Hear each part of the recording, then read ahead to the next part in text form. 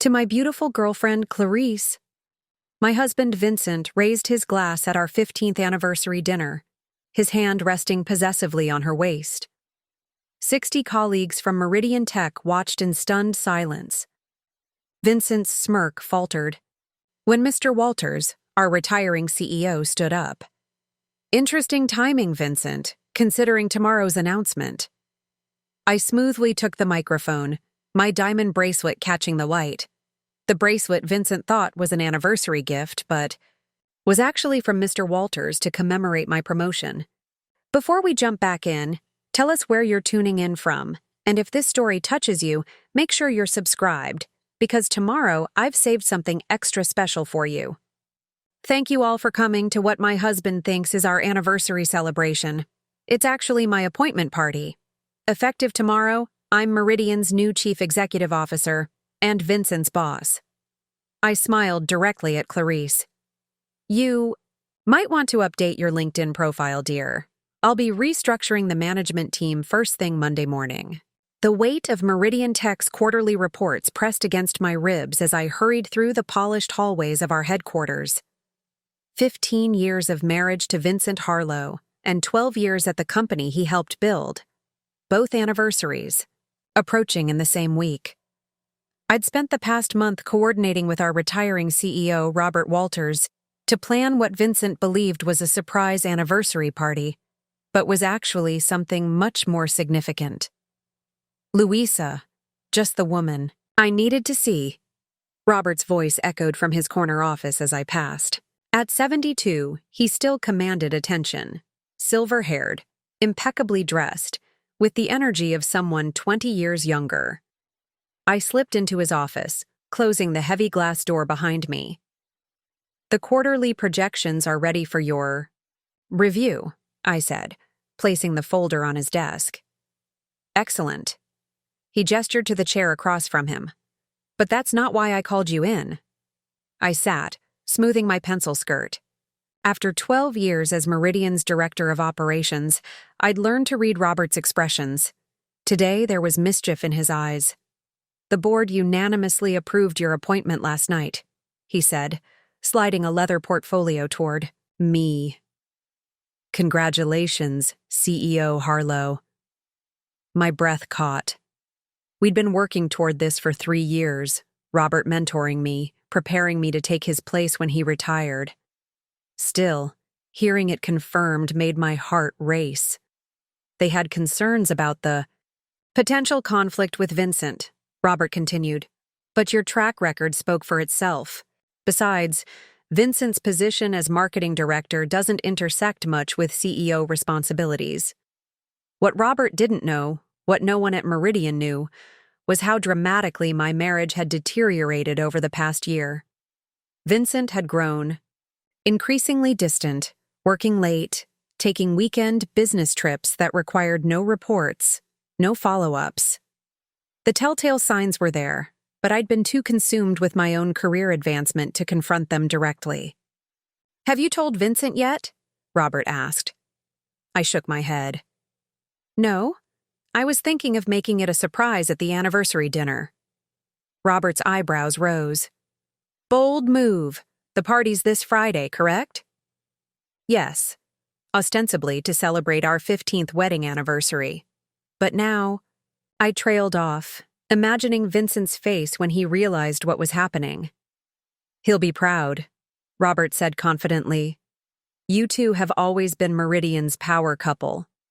I managed a smile, not wanting to shatter Robert's illusion of my perfect marriage. If only he knew how Vincent had been undermining me at home for years, dismissing my contributions to Meridian as just following procedures anyone could manage. If only he knew about the text messages I'd seen 3 weeks ago when Vincent left his phone unlocked. Messages to someone named Clarice, filled with promises and intimacies that had never been meant for my eyes. The announcement goes public Monday morning, Robert said. But everyone attending Friday's event will get the news first. I've already arranged for the champagne.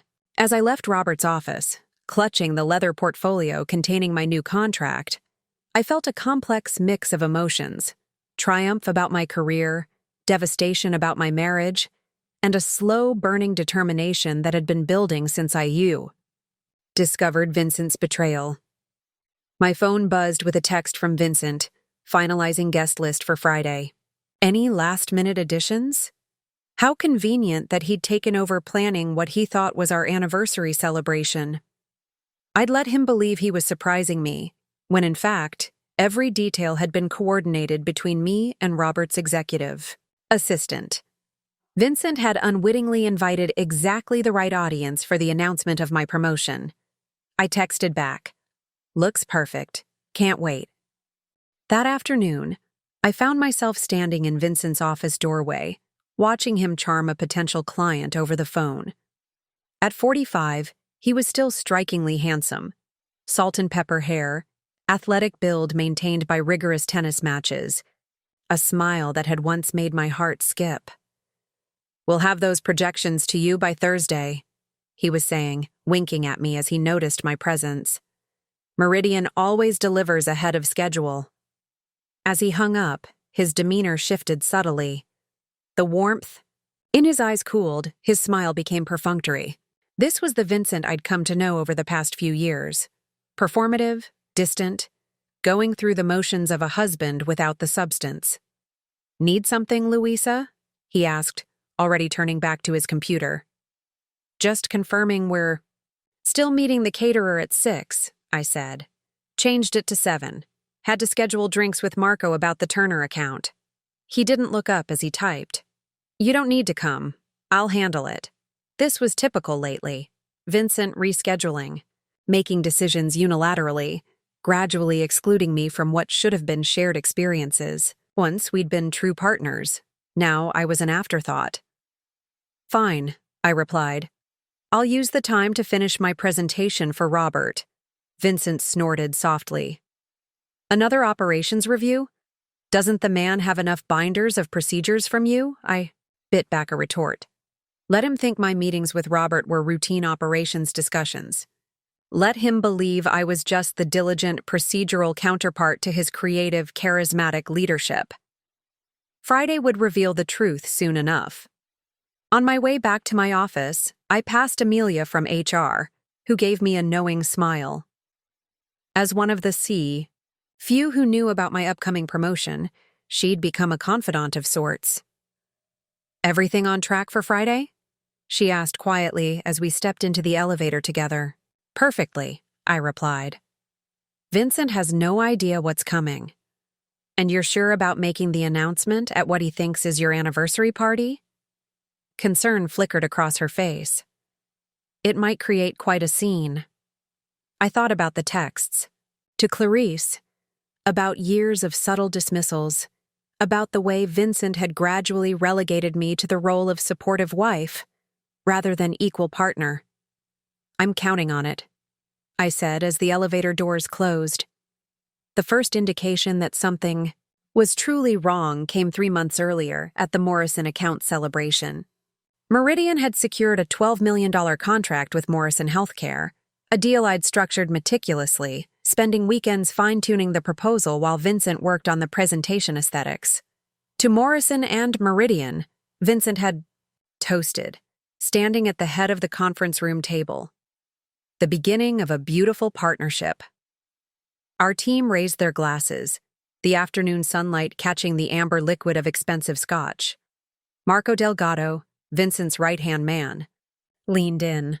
Vincent really knocked it out of the park with that final presentation. Morrison's CFO told me they were on the fence until Vincent showed them the 5-year projection models. I nearly choked on my drink. Those projections were entirely my work, complex financial models that had taken weeks to perfect. Vincent had merely presented them. "Actually, I began, but Vincent's hand landed on my shoulder, squeezing slightly too hard. "My wife is too modest to say it, but she helped format some of those slides," Vincent interjected smoothly. "Always my detail person. While you're all here, I should mention we've been invited to the Mayor's Technology Innovation Dinner next month. Marco and I will represent Meridian." My smile remained fixed, but something cold settled in my stomach. Preparing and narrating this story took us a lot of time, so if you are enjoying it, subscribe to our channel. It means a lot to us. Now back to the story. The mayor's dinner was a major networking opportunity, one I'd specifically mentioned wanting to attend. And the dismissal of my work as formatting slides burned like acid. Later that night, as we drove home in silence, I finally spoke.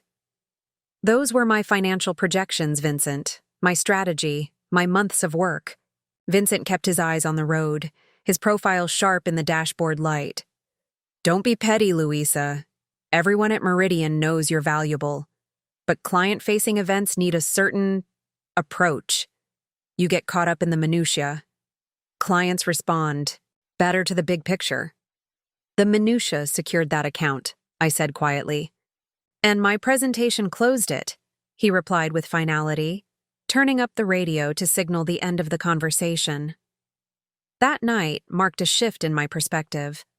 I began noticing patterns I'd previously rationalized away, how Vincent scheduled important meetings during my departmental reviews, how he referred to my operations team as support staff rather than strategic partners, how he'd begun excluding me from social events with clients, claiming they were just drinks or informal chats. 2 weeks after the Morrison celebration, Robert called me into his office unexpectedly. "Louisa, close the door," he said, his expression serious. "I want to discuss something with you." I settled into the chair across from his desk, tension coiling in my shoulders. Had I made some mistake? Was there an issue with one of my reports? Instead, Robert slid a folder across his desk. "I'm retiring at the end of the year." The news wasn't entirely surprising. Robert was past standard retirement. But the timing was unexpected. "The company will miss your leadership," I said carefully. "The question is who will provide that leadership going forward." He tapped the folder. "The board has asked me to groom my replacement. I've been watching you for years, Louisa. Your operational expertise, your strategic thinking, your ability to build consensus across departments. These are CEO qualities." My pulse quickened. "Are you saying—" "I'm saying I want to mentor you for the position. Intensively, starting now. If you're interested." "I'm definitely interested," I replied immediately, my mind already racing through implications. Robert nodded approvingly. "I thought so. But I should point out the obvious. This creates an unusual dynamic with Vincent. Have you two discussed the possibility of either of you moving into executive leadership?" The question caught me off guard. The truth was, Vincent had occasionally mentioned his ambitions for a C-suite position, always framing it as an eventuality. He assumed his charisma and client relationships would propel him upward, while my role was to maintain operations, important, but not visionary, in his estimation. "We haven't discussed it recently," I said diplomatically. Robert studied me, his eyes shrewd. "This will need to remain confidential until the board makes its final decision. I suggest not discussing it with anyone, including Vincent, until we're further along in the process. Under normal circumstances, I would have shared everything with my husband. But Vincent's recent behavior, combined with my growing suspicions about his fidelity, made Robert's suggestion of confidentiality seem reasonable, even necessary." "I understand," I said. "When do we start?" "We already have," Robert replied with a small smile. "That Morrison strategy? Pure CEO thinking. I've been testing you for months." As spring turned to summer, I began living a double life. By day, I continued my role as operations director while secretly meeting with Robert for intensive mentoring sessions. By night, I maintained the facade of a contented wife while gathering evidence of Vincent's infidelity. The text messages had been just the beginning. There were unexplained charges on our credit card, dinners at restaurants we'd never visited together, a weekend charge at a hotel in the wine country, a jewelry purchase from a boutique downtown. When questioned, Vincent had ready explanations. Business dinners, a conference, a gift for his mother's birthday. I might have believed him if I hadn't seen him leaving that same boutique with a tall blonde woman one Tuesday afternoon when he'd claimed to be meeting with suppliers. They hadn't seen me. I'd been across the street returning from a lunch meeting with Robert. The casual intimacy of Vincent's hand on the small of her back told me everything I needed to know. That evening, Vincent announced he was planning a 15th anniversary celebration, a surprise party he'd organize himself. "You've been so busy lately," he said, pouring himself a generous whiskey. "Let me handle this. You deserve to be celebrated." The irony wasn't lost on me. Here was my unfaithful husband, planning an anniversary celebration while presumably carrying on an affair. Yet his suggestion aligned perfectly with my needs. A gathering of Meridian's key personnel would be the ideal setting for Robert's announcement of my promotion. "That sounds wonderful," I said, kissing his cheek with practiced affection. "How thoughtful of you." Vincent seemed momentarily taken aback by my easy agreement, perhaps expecting me to insist on involvement. He recovered quickly, outlining plans for a Friday evening event at Meridian's renovated rooftop space. "I'll handle everything," he assured me. "Just show up looking beautiful." "Who's on the guest list?" I asked casually. "The usual suspects. Department heads, key clients, the board members who aren't traveling." He sipped his whiskey. "Anyone specific you want to include?" "Make sure Robert's there," I said. "He's been so supportive lately." Vincent's eyebrow arched slightly. "Old man Walters? Didn't realize you two were close." "He values the work my team has been doing," I replied, looking down at my tablet to hide the satisfaction in my eyes. It would mean a lot to have him there. Later, I texted Robert. "Vincent is planning our anniversary party at Meridian on Friday, June 18th. All key personnel will be present." Robert's response came quickly. "Perfect timing. The board meets the night before for the final vote on your appointment. We'll make the announcement at your party." The pieces were falling into place. All I needed now was confirmation of what I already knew, the identity of the woman Vincent was seeing. If I was going to upend both my marriage and the company's structure in one night, I wanted all the facts at my disposal. I always prided myself on my professionalism. Even as my suspicions about Vincent's infidelity grew, I maintained our household with the same efficiency I brought to Meridian's operations. Perhaps that's why the discovery hit so hard, because it happened in our home, the one space I still considered sacred despite our fraying marriage. It was a Tuesday evening, 2 weeks before the anniversary party. Vincent was supposedly at a client dinner, one I'd strategically not questioned despite the late hour. I was using the quiet house to review the CEO transition documents Robert had prepared, spreading confidential papers across our dining room table. The doorbell rang at 10:37 p.m. Assuming it was a package delivery notification, I was shocked to find Marco on our doorstep, clearly intoxicated and unsteady. "Louisa!" he exclaimed too loudly. "Is Vincent home? We were supposed to meet at Halloran's after his dinner." "He's still at his client dinner," I said, blocking the entrance, aware of the sensitive documents visible on the table behind me. Marco's expression shifted to confusion. "Client dinner? We didn't have any client dinners scheduled tonight." He leaned against the doorframe, his words slurring slightly. "He said he was working late with you on the anniversary party details." The lie hung in the air between us. I maintained my composure with effort. "Perhaps I misunderstood. He's not here in any case." Marco nodded too emphatically. "No problem. Tell him I stopped by." He turned to leave, then swiveled back. "The anniversary party's going to be amazing. Vincent's been working on it for weeks. Clarice has such great taste. The decorations are perfect." My heart stuttered. "Clarice? His new assistant. You haven't met her. Smart girl, former event planner. Vincent brought her in to help with the party." Marco's inebriated state had loosened his tongue. "She's been all over the details. Between us, I think Vincent is grooming her for more than just event planning. She's been sitting in on strategy meetings, client calls, way beyond an assistant's usual role. I thanked Marco, closed the door, and stood motionless in our entryway. Clarice, the woman from the text messages, the blonde from the jewelry store. And apparently, Vincent's assistant, a position I hadn't known was filled, despite my role overseeing company operations including staffing. Vincent had hired his mistress and kept it from me. My phone buzzed with a text from Vincent. Running. Late. Don't wait up. Early meeting tomorrow. I stared at the screen, a cold clarity washing over me. In that moment, something fundamental shifted.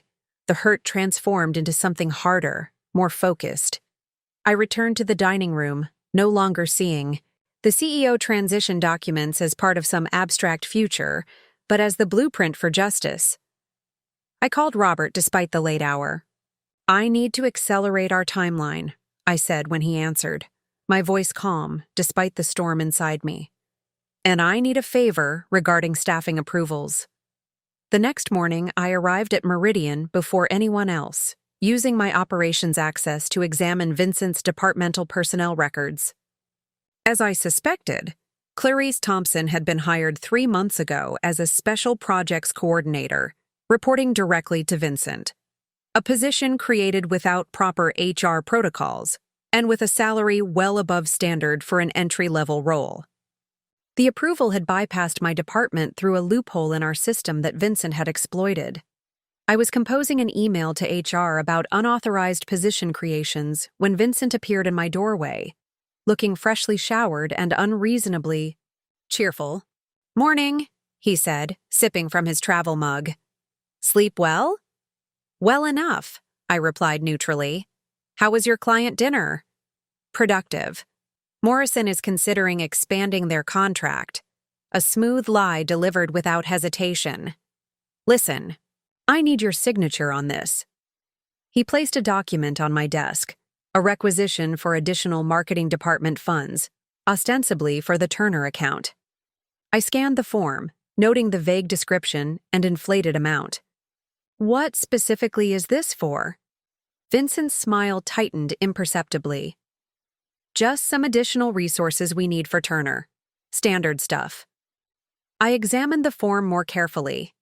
The cost center routing would allocate the funds to the new discretionary account Vincent had created, the same one likely funding Clarice's inflated salary. "I'll need more details before I can approve this," I said, setting the form aside. "Complete projections, specific allocations." A flash of annoyance crossed Vincent's face. "Since when do you need line item breakdowns for departmental transfers?" "This isn't that complicated, Louisa." "Since anomalies appeared in the last quarterly review," I replied, meeting his gaze steadily. "Robert asked me to tighten our approval processes." Vincent's expression darkened at the mention of Robert. "Robert. Always Robert lately. I'm beginning to think he values your opinion more than mine." There was a strange note in his voice. Jealousy, but not the romantic kind. Professional jealousy. Vincent had noticed my closer relationship with the CEO but had misinterpreted it, assuming it was merely Robert valuing my input rather than grooming me as his replacement. "Robert values thoroughness," I said. "Complete this properly and I'll sign it this afternoon." Vincent left without another word, his back stiff with irritation. The moment he was gone, I sent the requisition to Amelia in HR with a note requesting verification of all recent marketing department expenses. Then I opened my secure email and sent Robert a message. "Need to discuss Clarice Thompson hire. Unauthorized position, Vincent circumvented protocols." Robert's response was immediate. "My office, 11 a.m. At 10:45, I gathered my documentation and headed toward Robert's office, taking the long route through the marketing department. I needed to see her, this woman who had become central to my husband's deceptions. I spotted her immediately. Seated at a desk outside Vincent's office was a striking blonde woman in her early 30s, leaning over Vincent's shoulder as they reviewed something on his computer.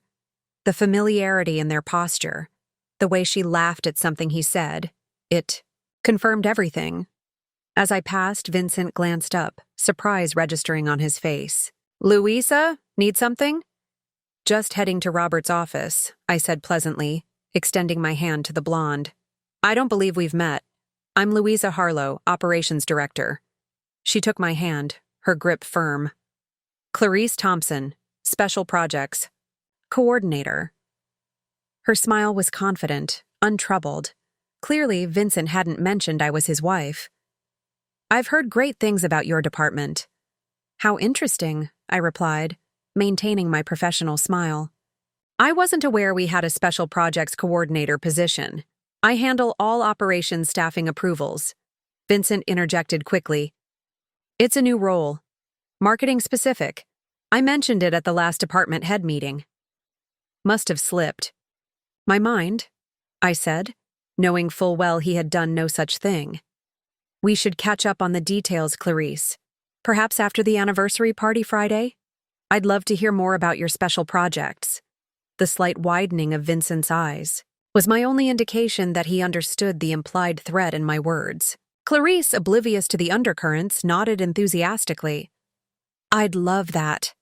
Actually, I've been helping Vincent plan the anniversary party. It's going to be wonderful." "I'm sure it will be," I said, locking eyes with Vincent. Full of surprises. That evening, I decided to confront Vincent directly. 15 years of marriage deserved at least the dignity of honesty before whatever came next. I prepared carefully, cooking his favorite meal, opening a bottle of the Barolo we'd brought back from our 10th anniversary trip to Italy, setting the dining room table with our wedding china. When Vincent arrived home, his expression registered, surprise at the elaborate dinner setup. "Special occasion?" he asked, loosening his tie. "Just thought we should talk," I replied, pouring him a glass of wine. "It's been a while since we've had a real conversation." Vincent's phone buzzed in his pocket. He glanced at it, typed a quick response, then placed it face down on the table. "Work never stops," he said with a practiced smile. We made it through the appetizer with meaningless small talk about Meridian's stock price and an upcoming industry conference. As I served the main course, I finally broached the subject. "I met Clarice today," I said casually. "She seems very involved in your department." Vincent's fork paused halfway to his mouth. "She's efficient. A good find." "Where did you find her, exactly?" "Her hiring paperwork seems to have bypassed standard protocols." Vincent took a deliberate sip of wine. "Marco recommended her. She worked for one of our clients previously. When we needed additional support, I brought her on quickly. Sometimes, the bureaucracy at Meridian slows things down unnecessarily." "The bureaucracy exists for a reason," I countered. "Proper vetting, appropriate salary bands, conflict of interest checks. Are you questioning my judgment?" His voice took on an edge. "I'm questioning why you hired someone without proper authorization, created a position that doesn't exist in our organizational structure, and have been routing funds through a discretionary account to pay for it." I kept my tone even, factual. "And I'm questioning why you told Clarice to help plan our anniversary party but never mentioned it to me." Vincent set down his fork, his pretense of normalcy evaporating. "You're spying on my department's finances now?" "I'm doing my job. Operations includes financial oversight, as you well know." Vincent leaned back in his chair, studying me. "What is this really about, Louisa? If you have something to say, just say it." I met his gaze steadily. "Are you having an affair with Clarice?" The question hung in the air between us. Vincent's expression shifted through several emotions before settling on indignation. "That's what this is about? You're jealous of a talented employee, so you're inventing financial improprieties?" He shook his head in exaggerated disappointment. "I expected better from you professionally." "Answer the question, Vincent." "I don't answer to you," he snapped. Then, moderating his tone, "My relationship with Clarice is strictly professional. She's ambitious, creative, and brings fresh perspectives that Meridian desperately needs. If you spent more time focusing on innovation instead of procedures, maybe you'd recognize that. It was the non-denial denial of a skilled manipulator. I'd seen Vincent use the same technique in negotiations: redirect, attack, make the other party defensive. I refused to play along. Financial records don't lie, I said quietly. Hotel charges, jewelry purchases, dinners I never attended. And strange coincidences, like you being with Clarice when you were supposedly at client meetings. Vincent's jaw tightened. You're tracking my credit card statements now? Checking up on my whereabouts? Do you hear yourself, Louisa? This paranoia isn't healthy. Then explain it, I challenged. Explain the text messages I saw 3 weeks ago. Explain why Marco thought you were working late with me when you told me you had a client dinner. Explain why you created a position without proper authorization and are paying Clarice significantly above market rate. Vincent pushed his plate away, his meal untouched. I don't have to explain myself to you. Not at home, and certainly not about business decisions at Meridian. I've built that marketing department into the company's driving force. Without my client relationships, we'd still be a regional player instead of expanding nationally. We built Meridian together, I reminded him. Vincent laughed, the sound harsh and dismissive. You maintained it. I built it. There's a difference. He stood, tossing his napkin onto the table. I'm not having this conversation. You've clearly made up your mind to see problems where none exist. Where are you going? I asked as he grabbed his keys. Out. I need some air. Don't wait up. As the front door slammed behind him, I sat alone at our beautifully set table, the food growing cold. The confrontation had gone exactly as I'd expected. Denials, deflection, gaslighting. Vincent had revealed more in what he hadn't said than in what he had. I began clearing the dishes, my movements mechanical as my mind processed the exchange. I had given him the opportunity to be honest, to acknowledge his betrayal, perhaps even to apologize. Instead, he doubled down on his deceptions, attacking me for discovering them. My phone rang, Robert calling. I answered, my voice steadier than I felt. How did the conversation with HR go regarding Clarice? He asked without preamble. Illuminating, I replied. Vincent circumvented all protocols, created the position without approval, set the salary himself, and bypassed the normal interview process. Amelia is concerned about potential liability. Robert was silent for a moment. And what did you discover on a personal level? The question surprised me. Robert had never asked about my marriage before. What makes you think there's a personal component? I asked carefully. Louisa, Robert's voice softened. I've been in business for nearly 50 years. I recognize patterns. Vincent's behavior recently, the secretive meetings, the unnecessary spending, the new hire with the ambiguous role, it's unfortunately familiar. I sank into a chair, suddenly drained. He's having an affair with her. He denies it, but all the evidence points to it. I'm sorry, Robert said simply, both for the personal betrayal and for the professional one. Vincent's actions have created liability for Meridian. The unauthorized position, the misallocated funds, these are serious issues. I confronted him tonight, I admitted. He denied everything and walked out. What do you need from me? Robert asked, his tone shifting to the practical mentor I'd come to rely on. The question clarified something within me. What did I need? Not sympathy, not revenge. I needed to reclaim my power, both personally and professionally. I need to accelerate the transition, I said.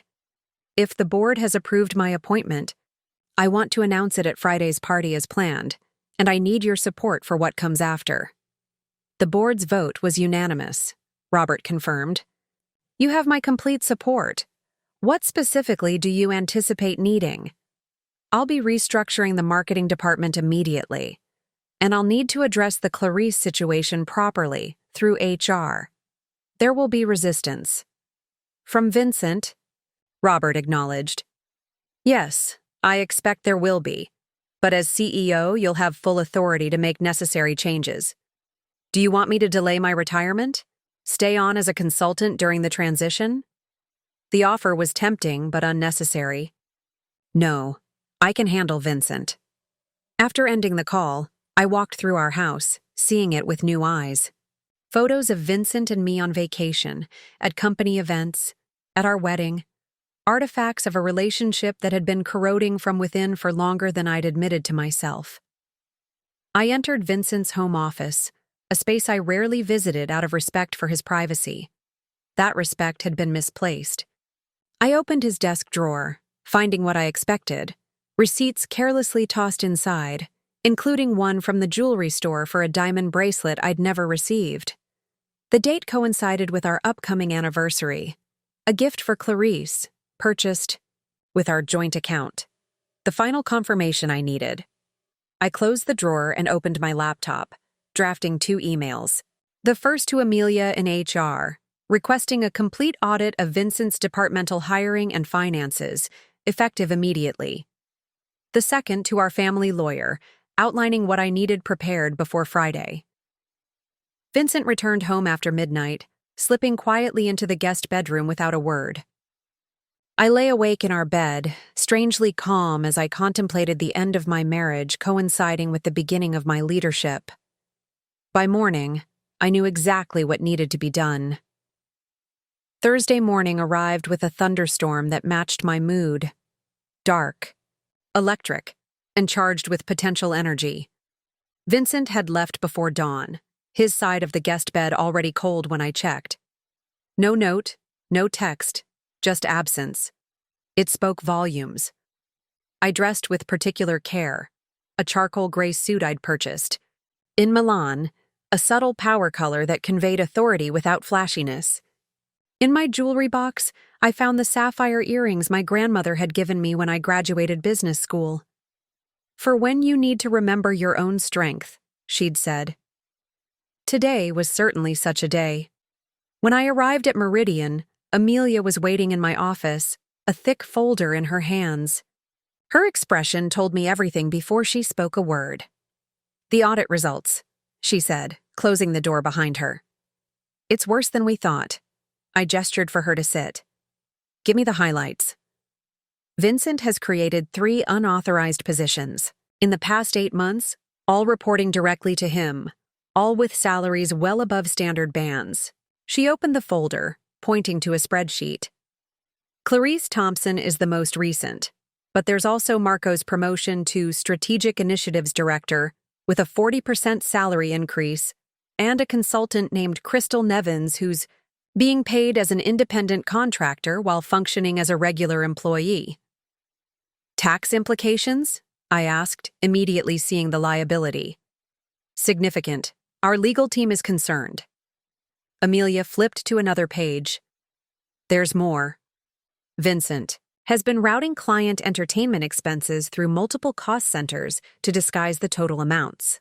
When consolidated, he's exceeded authorized limits by approximately $42,000 over the past quarter alone. I absorbed this information, feeling a strange detachment. The professional betrayal somehow hurt more than the personal one, perhaps because I'd already accepted the death of my marriage, but the corruption of Meridian's values still had the power to wound me. Has Robert seen this? I asked. Yes. He's requested a meeting with both of you at 11. I nodded. Thank you, Amelia. Please continue the audit. I want to know everything before tomorrow's announcement. When she left, I opened my secure email to find a message from Robert. Legal has reviewed the audit findings. Clear violations of company policy and potentially of financial regulations. Board is concerned. Need to discuss immediate action. At precisely 11, I entered Robert's office, to find him standing at the window, watching the rain lash against the glass. Vincent sat in one of the chairs facing Robert's desk, his posture deliberately relaxed, though his white-knuckled grip on the armrest betrayed his tension. Louisa. Robert acknowledged me without turning. Please sit. I took the chair beside Vincent, not looking at him. Would someone like to explain why I'm here? Vincent asked, his tone carefully modulated to convey inconvenience rather than concern. Robert turned from the window, his expression grave. Financial irregularities have been identified in the marketing department. Serious ones. Vincent's laugh sounded forced. If this is about the discretionary account allocations, that's standard procedure for client development. Every marketing department maintains flexibility for relationship building. This goes far beyond relationship building, Robert replied, sitting behind his desk. Unauthorized hiring, salary misrepresentations, expense misallocations. The audit findings are concerning. Vincent straightened, his casual demeanor evaporating. Audit? Who authorized an audit of my department? I did, I said, speaking for the first time. As operations director, it's my responsibility to ensure financial compliance across all departments. Vincent turned to me, eyes narrowing. Without discussing it with me first? This is about Clarice, isn't it? You're using company resources to pursue a personal vendetta. This has nothing to do with your relationship with Clarice, I replied evenly. This is about financial impropriety. The audit was conducted according to established protocols. My relationship, Vincent started, then caught himself. There is no relationship beyond a professional one. Robert cleared his throat. The nature of your personal involvement with Ms. Thompson is not my primary concern, though it does raise questions about conflicts of interest in her hiring. What concerns me are the financial violations. Vincent turned to Robert, his expression hardening. With all due respect, Robert, you've never understood modern marketing. Relationship building requires flexibility. The bureaucracy at Meridian is stifling innovation. If I had waited for proper authorization for every decision, we'd have lost half our major clients to more agile competitors. Procedures exist to prevent exactly these types of problems, Robert countered. Innovation doesn't require deception, Vincent. I've done nothing wrong, Vincent insisted. I've grown this company's revenue by 38% in 3 years. If I've occasionally expedited processes to achieve results, that's called leadership. It's called fraud, I said quietly. Vincent's head snapped toward me, shock and fury flashing across his face. What did you say? Misappropriation of company funds, false documentation, bypassing established controls. These aren't process expeditions, Vincent. They're potentially criminal violations. The color drained from Vincent's face. For the first time, he seemed to grasp the severity of the situation. That's absurd. Everything I've done has been for Meridian's benefit, including hiring your girlfriend at an inflated salary without proper authorization? I asked. Vincent slammed his hand on the armrest. Enough with this jealousy. Clarice is qualified for her position. Her previous event planning experience is why I asked her to help with our anniversary party. That's all.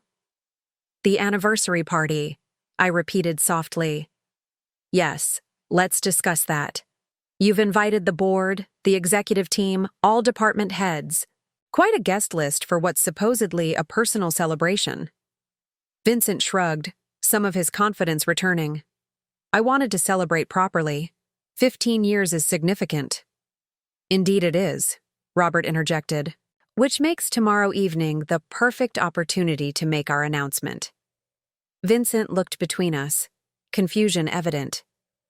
What announcement? Robert met my eyes, silently asking if I wanted to tell him. I gave a small nod. As you know, I'm retiring at the end of the year, Robert began. The board has been evaluating potential successors for the past 6 months. After thorough consideration, they've made their selection. He paused. Louisa will be Meridian's next CEO, effective Monday morning. The silence that followed was absolute. Vincent stared at Robert, then at me, his expression cycling through disbelief, shock, and finally, a terrible understanding. This is a joke, he finally managed. It's not, Robert replied. The decision was unanimous. Louisa has demonstrated exceptional leadership, strategic vision, and financial acumen, exactly what Meridian needs for its next phase of growth. Vincent turned to me, his voice low. You knew about this. For how long? Robert approached me 3 months ago, I admitted. The board has been evaluating my performance since then. 3 months, Vincent repeated. While I've been planning our anniversary celebration, you've been plotting to become my boss? While you've been carrying on an affair and misappropriating company funds, I corrected. I've been focusing on my career advancement. Yes. Vincent stood abruptly. This is a mistake. The marketing department drives this company's growth. Without client relationships, without fiscal responsibility, there is no company, Robert interrupted. The board values your client work, Vincent. But leadership requires integrity. The audit findings raise serious concerns about your judgment. So that's it? Louisa becomes CEO and I continue running marketing like nothing happened? After this ambush? Robert and I exchanged glances. I spoke carefully. Your role at Meridian will depend on several factors, including your cooperation with the ongoing audit and your acceptance of proper oversight going forward. Vincent looked at me with something approaching hatred. You won't fire me. You can't. The clients are loyal to me, not Meridian. That remains to be seen, I said, rising to my feet. In the meantime, perhaps you should focus on making tomorrow's anniversary party a success. After all, you've put so much effort into planning it with Clarice. As I walked out of Robert's office, leaving Vincent stunned behind me, I felt the weight of 15 years lifting from my shoulders. The point of no return had been crossed. Whatever happened next, professionally or personally, there would be no going back. My phone buzzed with a text from Vincent. We need to talk.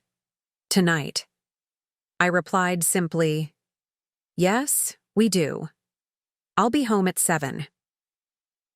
By the time I left Meridian that evening, rain still falling steadily outside, I knew with absolute certainty that the conversation awaiting me at home would be the last meaningful exchange between Vincent and me as husband and wife.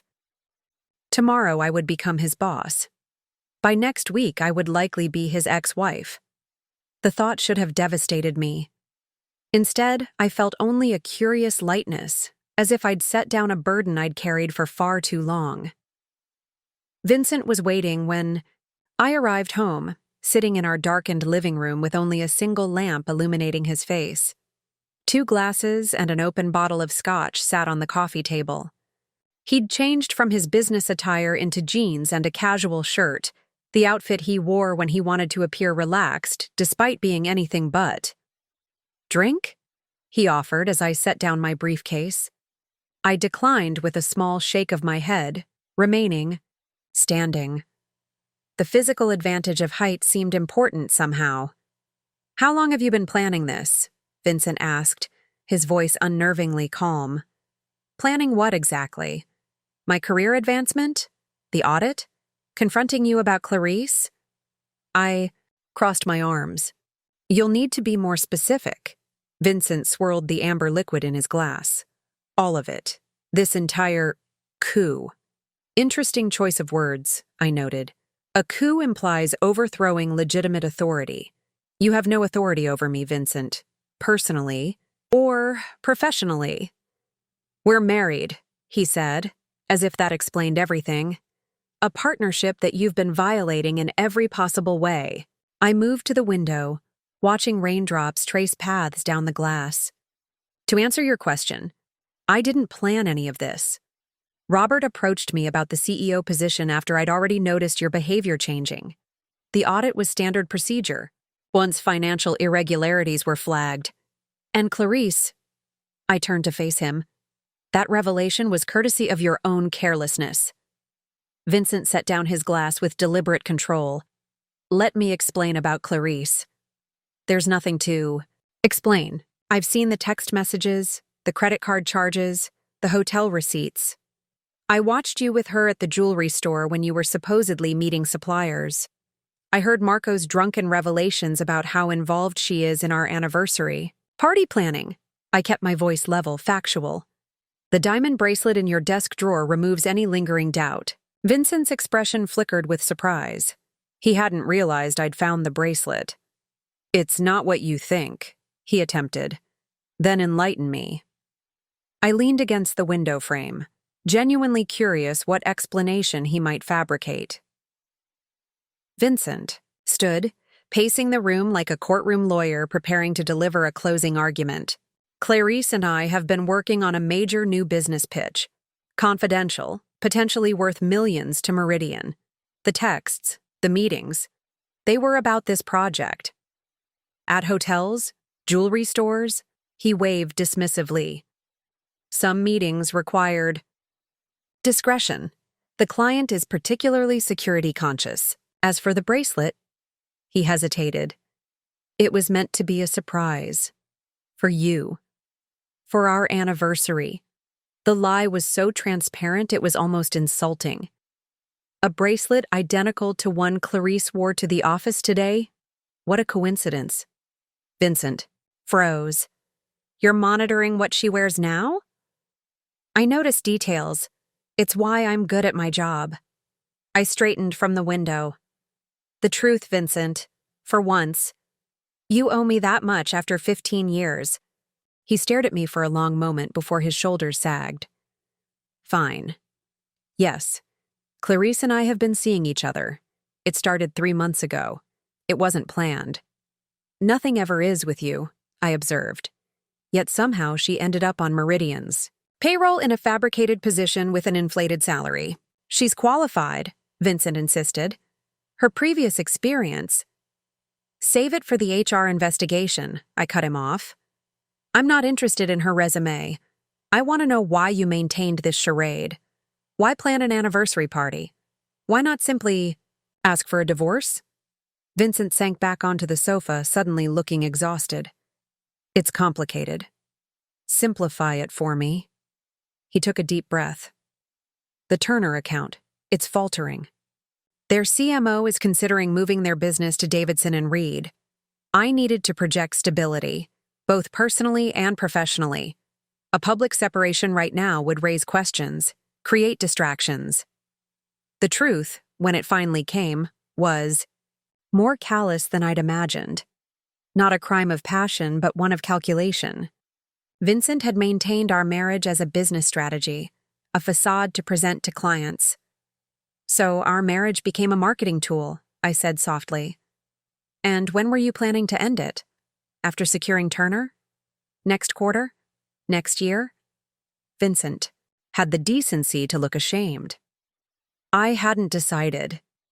Things with Clarice progressed faster than anticipated. She's become important to me.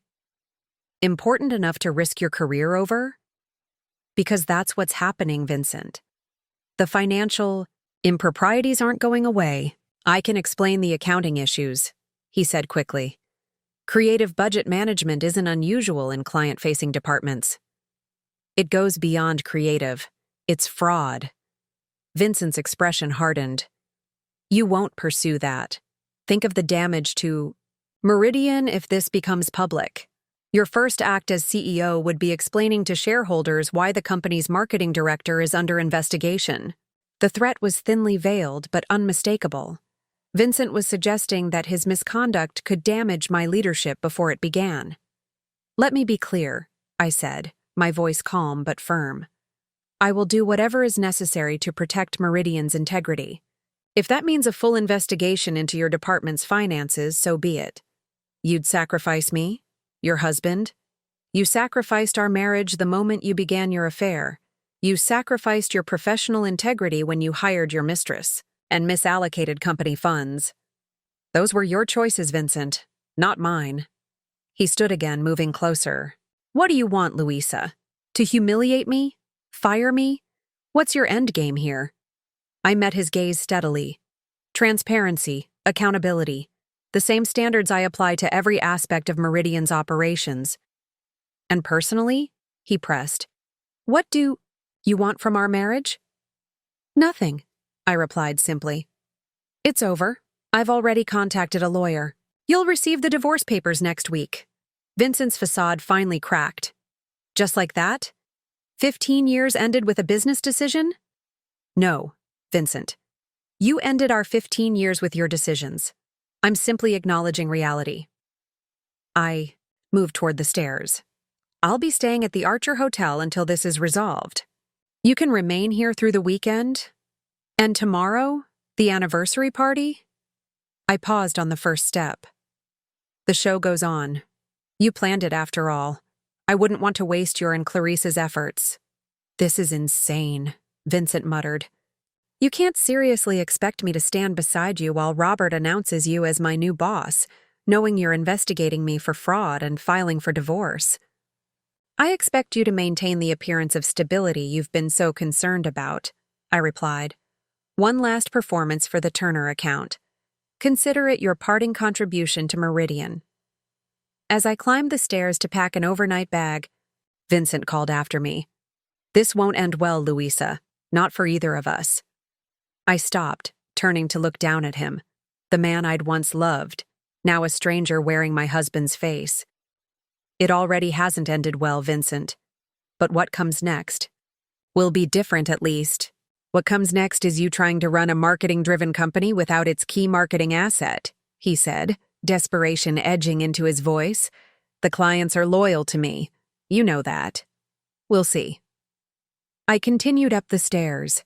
In our bedroom, I efficiently packed essentials while Vincent remained downstairs, the sound of ice clinking in his glass carrying through the quiet house. My phone buzzed with a text from Robert. Everything in place for tomorrow. Are you certain you want to proceed as planned? I replied. Absolutely. No changes. As I zipped my suitcase, I caught sight of our wedding photo on the dresser. 15 years. Ago, we'd stood together on a beach in Maui, young and in love, believing we were building something lasting together. In a way, we had. Just not what either of us had imagined. I placed the photo face down as I left the room. Vincent was waiting by the front door as I descended with my suitcase. This isn't necessary, he said. I can stay elsewhere tonight. No, I replied. I need the space to prepare for tomorrow. My first public appearance as Meridian's incoming CEO should be made from neutral territory, not from a house in the middle of marital dissolution. His expression darkened. You've thought of everything. Not everything, I admitted. Just what matters. As I stepped past him onto the porch, Vincent grabbed my arm. Louisa, wait. We should talk about how to handle this. Come up with a united strategy. I gently but firmly removed his hand. There is no we anymore, Vincent. Not at home. And after. Tomorrow, not at Meridian either. What does that mean? His voice sharpened with alarm. It means you should bring your best self to the anniversary party tomorrow, I said. Consider it your final performance review. I walked to my car through the rain, leaving Vincent standing in the doorway of what had once been our home. As I drove away, I felt no triumph, no satisfaction, just the quiet certainty that comes with finally seeing the truth after years of willful blindness. Tomorrow would bring a reckoning for both of us. Vincent would face the consequences of his deceptions, and I would step into a role that would forever alter how the world perceived me, not as Vincent Harlow's supportive wife, but as Louisa Harlow, CEO of Meridian Tech. The diamond bracelet Vincent had bought for Clarice glinted in my purse. I'd taken it from his desk drawer before leaving. Not to wear, not to keep, but as evidence of the final truth that had been hidden from me for too long. The Archer Hotel provided exactly what I needed that night: anonymity, quiet, and distance from the life that was unraveling around me. After a long shower that failed to wash away the tension in my shoulders, I ordered room service and spread my materials across the king-sized bed. Robert had sent a detailed email with tomorrow's announcement protocol. He would make opening remarks. At 7:30 p.m., introduce me as Meridian's new CEO and present me with a symbolic gift, a custom fountain pen that had been passed to each new chief executive since the company's founding. I would then give a brief acceptance speech, outlining my vision for Meridian's future. The timing coincided perfectly with Vincent's planned anniversary toast. I rehearsed my speech until the words flowed naturally, then turned my attention to a folder I'd been avoiding, the complete financial audit of Vincent's department. As operations director, I'd reviewed countless financial reports over the years, but never one that felt so personal. The details were damning. Beyond the unauthorized hiring and salary irregularities, Vincent had been systematically diverting resources to projects that showed no clear benefit to Meridian. One particular line item caught my attention: a $78,000 payment to a company called Horizon Initiatives, dated 3 weeks earlier. I'd never heard of Horizon Initiatives. A quick search revealed it had been incorporated just 2 months ago, with a business address matching a virtual office provider. Further digging showed the company's registration documents listed only one officer, Crystal Nevins. Crystal, the consultant Amelia had mentioned in her initial findings. The third unauthorized hire. I texted Amelia despite the late hour. Need everything on Crystal Nevins and Horizon Initiatives first thing tomorrow. Her response came quickly. Already on it. Initial research shows Crystal previously worked at Davidson. And Reed. We'll have full report by 7 a.m.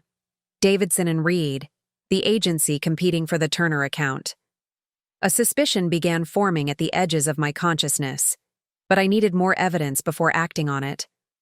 I turned to my laptop, accessing Meridian's client management system through my secure login. Vincent's department maintained detailed records of all client interactions, carefully guarded from other departments under the guise of maintaining relationship confidentiality. As operations director, I had theoretical access, but had always respected the boundaries Vincent established, another example of how I'd enabled his compartmentalization. No more. I systematically reviewed every entry related to the Turner account over the past 6 months. Most were standard meeting notes and campaign updates, but several entries stood out, all made by Vincent, all marked strategic planning, all without specific details. The dates aligned perfectly with the Horizon Initiatives payments. On an impulse, I checked Vincent's calendar entries for those same dates. Each showed meetings with Turner executives, but when I cross-referenced with the company's visitor logs, no Turner representatives had been on Meridian's premises those days. I sat back against the headboard, the pieces clicking into place. Vincent wasn't just having an affair and misallocating funds, he was setting up a competing business. Horizon Initiatives wasn't a vendor, it was his exit strategy. Crystal, the former Davidson and Reed employee, was his connection to Meridian's competitor. The Turner account wasn't faltering. Vincent was deliberately undermining it to take it with him when he left. My phone rang. Robert again. Have you seen the Horizon Initiatives data? He asked without preamble. Just connecting the dots now, I replied. Vincent's planning to leave Meridian and take Turner with him. Not just Turner, Robert said grimly. I've been making calls. 3 of our major clients have had unusual meetings with Vincent in the past month, off-site, unrecorded in our system. I suspect he's been laying groundwork for a mass exodus. The betrayal cut deeper than the affair. Vincent wasn't just cheating on me. He was planning to gut the company we'd built together. How long have you suspected? I asked. Only recently, Robert admitted. When I first approached you about the CEO position, it was purely based on your merits. But as I began transition planning, certain inconsistencies in the marketing department's client reporting raised concerns. That's part of why I accelerated your timeline. We need more than suspicions, I said, executive instincts taking over. We need concrete evidence before tomorrow's announcement. That's why I'm calling, Robert replied. I've authorized emergency access to Vincent's company email archive and cloud storage. The security team is extracting everything now. As operations director, you need to sign off on it. Normally, Accessing an employee's private communications required multiple approvals and strict protocols. These weren't normal circumstances. Send the authorization form. I'll sign it immediately. I paused. What if we find nothing conclusive by tomorrow? We will, Robert said with quiet confidence. Vincent's been careless. He thinks no one is watching. After ending the call, I returned to my laptop with renewed purpose. If Vincent was planning to leave Meridian, he'd need more than just client relationships. He'd need proprietary information, campaign strategies, pricing models, client analytics. I navigated to our secure file repository, searching for unusual download patterns. The system logged every access to sensitive materials. Vincent's credentials showed multiple bulk downloads over the past 2 months, far more than his role required, all outside normal business hours. I was documenting these anomalies when my phone chimed with an incoming email from the security team. The subject line read simply, "Found." Attached was a draft agreement between Horizon Initiatives and Turner Enterprises, dated for execution next month. The document outlined marketing services nearly identical to what Meridian currently provided, at a slightly lower price point. Vincent was listed as managing partner, with Clarice Thompson as creative director and Crystal Nevins as client relations director. More damning still was an email exchange between Vincent and Marco about recruiting key team members from Meridian once their new venture launched. Louisa will never see it coming, Vincent had written. She's too busy with her procedural reviews to notice the client relationships I'm cultivating. By the time Meridian realizes what's happening, we'll have secured the top 5 accounts. I forwarded everything to Robert with a brief note. Evidence secured. Proceeding as planned tomorrow. His response was equally succinct. The board has been notified. Legal is preparing appropriate actions. Tomorrow we'll proceed with one modification. Security will be present. I closed my laptop and walked to the hotel room window, staring out at the city lights. The woman reflected in the glass looked different somehow, harder, more resolute. I'd spent 15 years building Meridian alongside Vincent, believing we were partners in every sense. Tomorrow, I would stand before the company not as his wife, but as his successor and, if necessary, his adversary. My phone buzzed with a text from Vincent. We should arrive together tomorrow. For appearance's sake, I replied, "No, I'll meet you there." 7 p.m. sharp. Another text followed immediately. "Louisa, be reasonable. We need to present a united front for the clients." I didn't respond. There would be no more facades, no more performances for Vincent's benefit. Instead, I called Amelia. "I need one more thing before tomorrow," I said when she answered. "Vincent's access credentials to all systems, client management, financial, cloud storage, everything. Don't revoke them yet, but have them ready to lock the moment I give the word." "Already prepared," she replied. "Robert authorized it this afternoon. One click, and Vincent will be completely locked out of Meridian's systems." "Perfect." I hesitated, then asked, "Have you communicated with Clarice at all?" "Minimal contact," Amelia said. "Why?" "Has she confirmed attendance tomorrow?" "Yes, she's on the final guest list Vincent submitted. Listed as Special Projects Coordinator." I smiled grimly. "How appropriate. Make sure she receives full access to the event. I want her there for every moment." "Understood. Anything else?" "Yes," I said after a moment's consideration. "Find me everything you can about Davidson and Reed's recent pitches to Turner Enterprises. I have a suspicion about Vincent's strategy that I want to confirm." After ending the call, I returned to the bed and gathered my materials into a neat stack. Tomorrow would require precision, composure, and the strategic deployment of everything I'd discovered. Vincent had underestimated me for years, dismissing my attention to detail as procedural obsession rather than the powerful asset it truly was. That same meticulous attention had now given me exactly what I needed to take control, not just of Meridian, but of the narrative Vincent had been crafting behind my back. The resources had always been at my disposal. I simply hadn't recognized their value until now. I set my alarm for 5 a.m. There was still more preparation to be done, more evidence to review. As I finally lay down to sleep, I realized I felt no grief for my marriage anymore, only a clear-eyed determination to protect what truly mattered, Meridian's future and my own. At 6:15 a.m., I met Amelia in the hotel's deserted restaurant, both of us clutching coffee cups like lifelines. Dark circles under her eyes suggested she'd had even less sleep than I had. "I found something you need to see," she said, sliding a folder across the table. Davidson and Reed never pitched Turner Enterprises. Their CMO confirms they had preliminary discussions only, initiated by Crystal Nevins while she still worked there. I frowned. Vincent told me Turner was considering moving their business to Davidson and Reed. He used it as justification for maintaining stability in our marriage. Another lie, Amelia confirmed.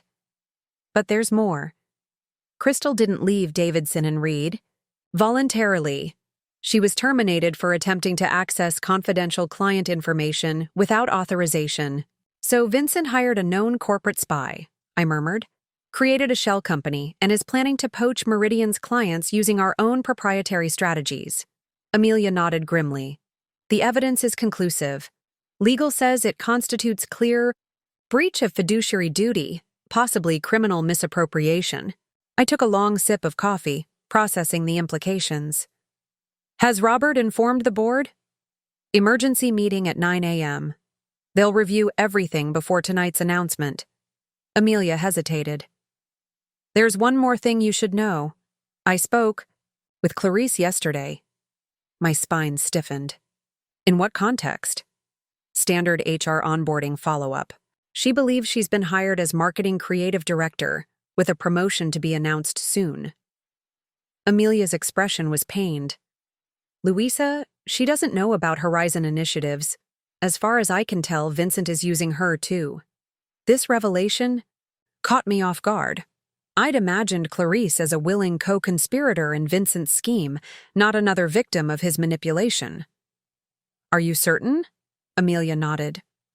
When I casually mentioned Crystal Nevins, Clarice had no reaction. "She's referenced the anniversary party multiple times as celebrating your 15 years together. She genuinely believes she's helping plan a surprise for you as part of her job." I leaned back, reassessing my understanding of the situation. "So, Vincent is lying to everyone. Me, Meridian, even his girlfriend." "Classic narcissistic pattern," came a voice from behind us. I turned to see Dr. Meredith Parker, Meridian's organizational psychologist, approaching our table with her own coffee. "Mind if I join you?" I gestured to an empty chair. Meredith had been consulting for Meridian for 5 years, helping with leadership transitions and organizational dynamics. Robert must have called her in. "Amelia briefed me on the situation," Meredith explained, settling into her seat. "From a psychological perspective, what you're describing is textbook high functioning. Narcissism. Vincent has created separate narratives for different audiences, each designed to support his self-image and objectives. While betraying everyone in the process," I added. Meredith nodded. "Precisely. For you, he maintained the facade of committed husband to preserve stability during client transitions. For Clarice, he's the misunderstood corporate visionary preparing to elevate her career. For Meridian, he's the irreplaceable client relationship manager. For his new venture, he's the bold entrepreneur. And none of those personas are real," I observed. "They're all aspects of how he wants to be perceived," Meredith corrected. "The question is how to address this most effectively at tonight's event." I'd been so focused on gathering evidence, I hadn't fully considered the psychological dynamics of the confrontation to come. "What do you suggest?" Meredith set her coffee down, leaning forward. "When narcissists are exposed, they typically respond in one of three ways: aggressive denial, victim positioning, or attempted charm offensive. Based on what Amelia has shared, I'd anticipate Vincent will move through all three tonight. First denying allegations, then portraying himself as the victim of a conspiracy, finally attempting to charm his way out by appealing to your shared history. How should Louisa counter those tactics? Amelia asked. With absolute clarity and unwavering boundaries, Meredith replied. No emotional engagement, no debates, just facts presented calmly. And, she fixed me with a direct gaze, you must be prepared for him to make this extremely personal in front of everyone. The thought made my stomach tighten, but I nodded. I can handle it. There's one more perspective to consider, Meredith added. The witnesses, your colleagues, clients, the board members. How this unfolds will define your leadership narrative going forward. She was right. Tonight wasn't just about exposing Vincent, it was my introduction as CEO. How I handled this crisis would establish expectations for my leadership. Remember, Meredith continued, Vincent expects you to react emotionally, as a betrayed wife. Your power lies in responding as CEO, strategic, measured, decisive. As our impromptu council concluded, I felt a new clarity emerging. Vincent had compartmentalized his deceptions, creating isolated versions of reality that served his purposes. My advantage lay in seeing the complete picture, integrating all perspectives into a cohesive understanding that he couldn't manipulate or deny. Thank you both, I said, gathering my materials. Today, we protect Meridian's future, whatever that requires. As I headed back to my room to prepare for the board meeting, my phone buzzed with a text from Robert. Board chair wants to speak with you privately before the meeting. My office, 8:30. The final piece was falling into place. The board meeting unfolded exactly as I'd anticipated. 7 distinguished executives, each with decades of business experience, listened in stunned silence as Robert and I presented the evidence against Vincent, financial records, unauthorized hirings, client meeting discrepancies, and most damning, the Horizon Initiative's documents, all laid out in meticulous detail. This constitutes clear breach of fiduciary duty, said Eleanor. Right, our legal counsel, after reviewing the materials. The company has grounds for immediate termination and potential legal action to recover misappropriated funds. Calvin Reed, the board chair, removed his glasses and pinched the bridge of his nose. At 74, he'd seen his share of corporate scandals, but the personal dimension of this one clearly troubled him. Louisa, he said finally, given your relationship with Vincent, do you wish to recuse yourself from decisions regarding his employment status? No, I replied firmly. I can separate my personal and professional responsibilities. As operations director and incoming CEO, I need to be directly involved in addressing this breach. Calvin nodded, his expression softening slightly. And your personal welfare? This can't be easy. My focus is Meridian's stability, I said, surprised by his concern. I've already initiated divorce proceedings. The marriage was compromised before I discovered the professional improprieties. The board voted unanimously to terminate Vincent's employment, effective immediately following tonight's announcement. Security protocols would be implemented to protect company assets and client relationships. As incoming CEO, I would personally contact our major clients to ensure continuity, starting tomorrow morning. As the meeting concluded, Calvin asked me to remain behind. When we were alone, he spoke candidly. I've known you and Vincent since you joined Meridian, watched your careers develop, saw how you complemented each other professionally. He sighed heavily. I never would have predicted this outcome. Neither did I admitted. You understand there will be speculation, accusations, attempts to frame this as a personal vendetta? His eyes held mine steadily. Some will claim you orchestrated Vincent's downfall to advance your own position. I'd already considered this. The evidence speaks for itself. Vincent's actions are documented and indefensible. Evidence matters. In court, Calvin said. In the court of public opinion and client perception, narratives often overpower facts. Vincent excels at crafting narratives. He was right. Vincent's charisma and relationship-building skills had always been his greatest professional assets.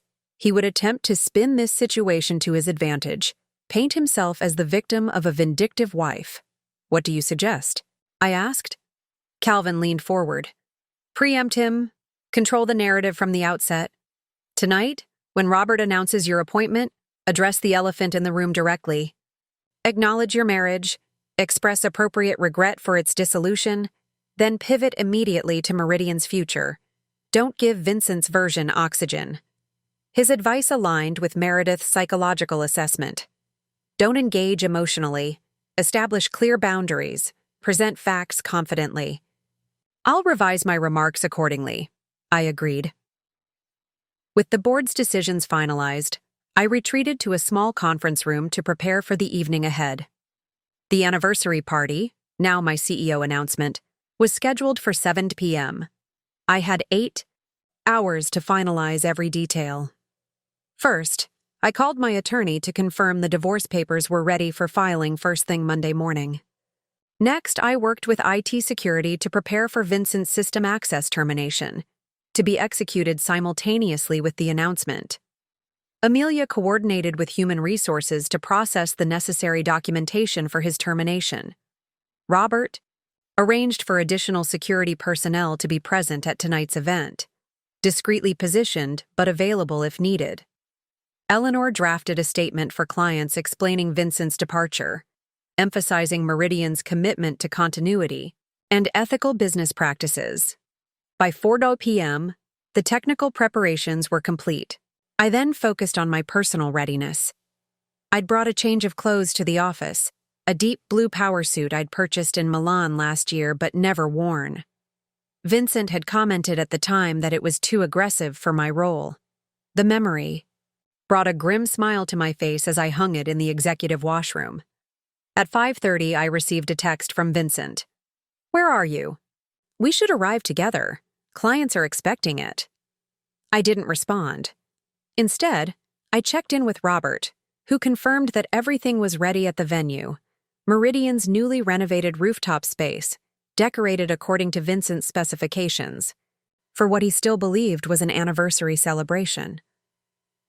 Security has confirmed Clarice arrived early to finalize arrangements, Robert added.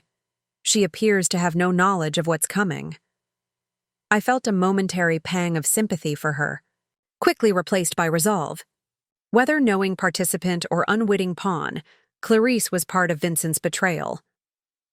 At 6:15, I began my final preparations: hair, makeup, the blue suit that Vincent had discouraged. Around my neck, I fastened a delicate platinum necklace, not the diamond pendant Vincent had given me for our 10th anniversary, but a gift from my mentor in business school. For moments when you need to remember your strength, she'd said. Tonight qualified.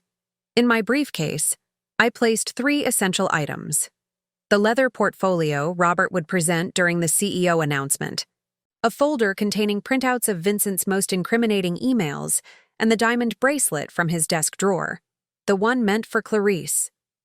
The final touch was my revised speech, printed on Meridian letterhead, incorporating Calvin's strategic advice. I read it through once more, making minor adjustments to emphasize stability and forward momentum rather than dwelling on Vincent's betrayal. At precisely 6:45, I looked at myself in the mirror. The woman reflected back appeared collected, authoritative, ready. Gone was any trace of the stunned wife who had discovered her husband's infidelity 3 weeks ago, or the surprised operations director who had learned of Vincent's professional duplicity. In their place stood Meridian's new CEO, clear-eyed, strategic, resolute. My phone buzzed one final time with a message from Vincent. Clients asking about you. Where are you? This is unprofessional. I smiled at the irony and typed a response at, Last, on my way, see you at 7 yo.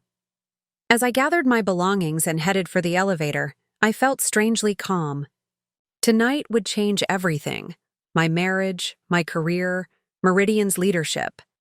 The uncertainty might have been paralyzing if not for one simple truth: I was prepared. Vincent had consistently underestimated me, dismissed my attention to detail, overlooked my strategic capabilities.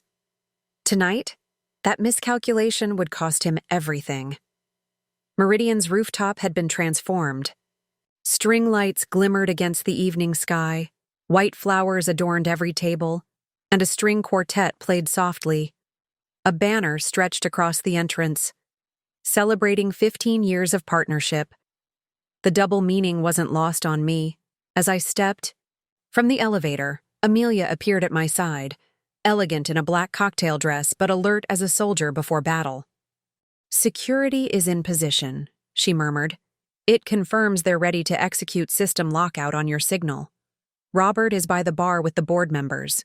Vincent is near the podium with the Turner representatives. And Clarice? Circulating with champagne. She's wearing the bracelet." Nearly 60 people had gathered: Meridian's leadership, key clients, board members, and selected staff. Many were already enjoying cocktails, unaware of the drama about to unfold. "Status of Marco?" I asked, noting Vincent's right-hand man was nowhere in sight. Called in sick after receiving a copy of his termination papers this afternoon. Legal advised we process his separation simultaneously with Vincent's given his involvement. Another ally secured, not through loyalty, but through self-preservation. Marco had chosen to distance himself from Vincent's downfall rather than stand beside him. Before I could move toward Robert, James Turner, CEO of Turner Enterprises and Meridian's most valuable client, approached with a warm smile. "Louisa, there you are.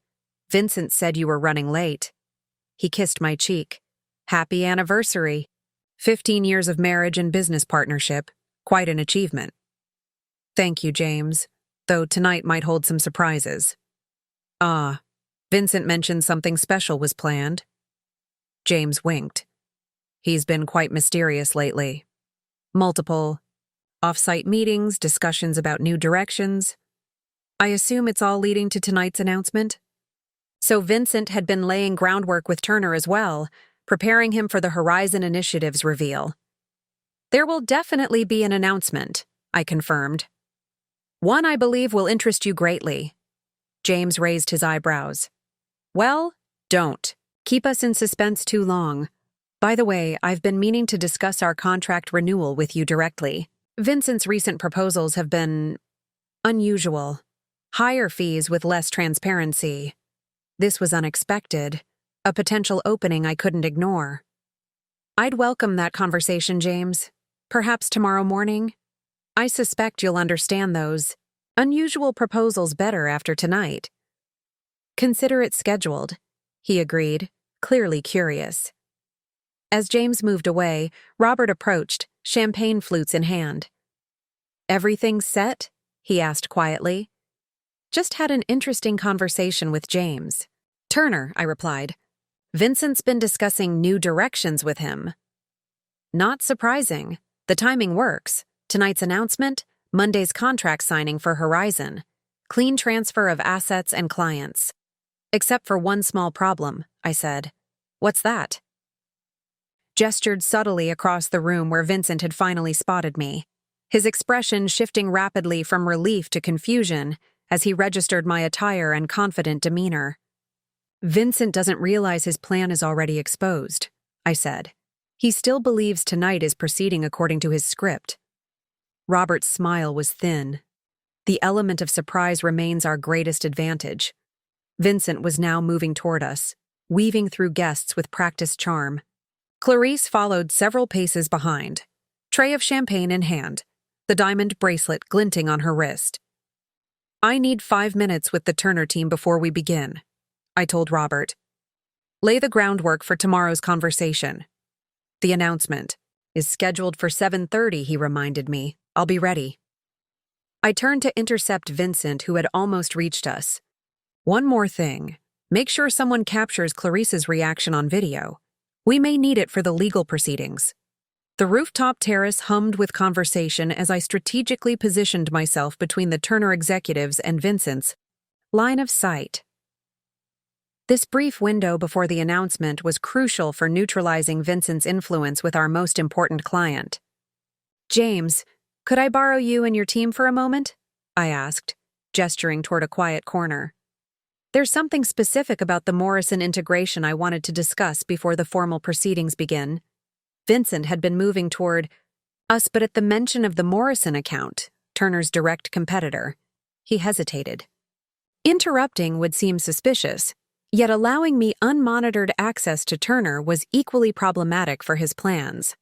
I led them to a secluded seating area partially concealed by decorative foliage, a deliberate choice offering both privacy and a clear view of the podium. Amelia positioned herself nearby, tablet in hand, ostensibly checking event details but actually prepared to document this conversation. "Before we discuss Morrison," I began, my voice low but clear, "I should inform you that Meridian is undergoing significant leadership changes, effective immediately." James leaned forward. "What kind of changes?" "Robert Walters is retiring. The board has appointed me as Meridian's new CEO. I maintained steady eye contact, watching comprehension dawn across their faces. "The announcement will be made officially in approximately 20 minutes. "Congratulations," James said automatically, then frowned. But Vincent gave us the impression he was being considered for that position.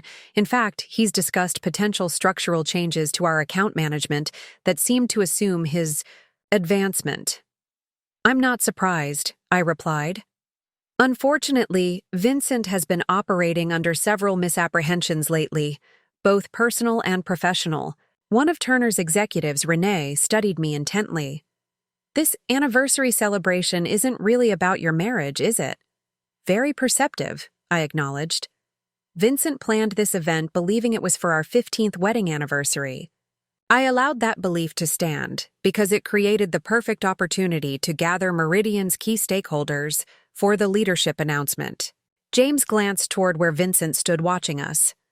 "I'm sensing a significant disconnect here." "More than you know," I confirmed. "James, I value the relationship between Turner and Meridian too much for anything but complete transparency. Vincent has been preparing to leave Meridian and take your account with him to a new venture called Horizon Initiatives." The shock on their faces confirmed they had no knowledge of Vincent's scheme. I removed a slim folder from my portfolio and slid it across to James. "This contains documentation of unauthorized financial transactions, evidence of a competing business, entity established by Vincent, and preliminary contract terms he drafted for transitioning your business away from Meridian without board knowledge or approval." James opened the folder, scanning the contents with growing alarm. "These contract terms, we never discussed these specifics." "I suspected as much," I replied. "Vincent has been operating independently, preparing to leverage his client relationships for personal gain." Renee looked up from the documents, her expression hardening. "These profit margin allocations would have reduced our services while increasing our costs. Cleverly disguised, but unmistakable." "Precisely," I agreed. "Vincent counted on his relationship with you to prevent close scrutiny of the details." James closed the folder, his earlier conviviality replaced by the sharp focus of a CEO protecting his company's interests. "What happens now?" "Vincent's employment with Meridian ends tonight. All client relationships will be transitioned to secure account teams effective immediately." I met his gaze directly. "I personally guarantee Turner's services will continue, uninterrupted with complete transparency and accountability." James nodded thoughtfully. "I'd still like to meet tomorrow to discuss the transition in detail."